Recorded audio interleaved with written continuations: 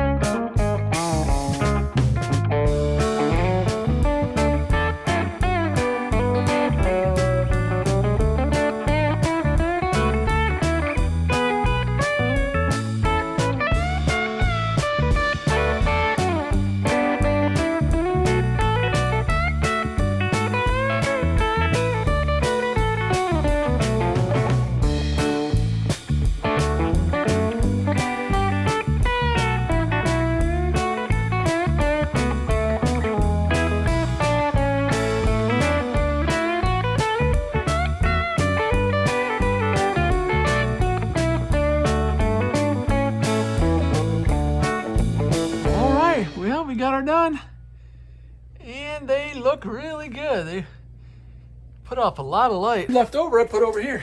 Really brightens up the area. Look at that. Alrighty, well, this is Papa Blue Shirt. Thanks for watching with me today. And I'll leave a link for those down in the description. They hardly use any. I think they're like 80 watts or something for each one. So they're not very much.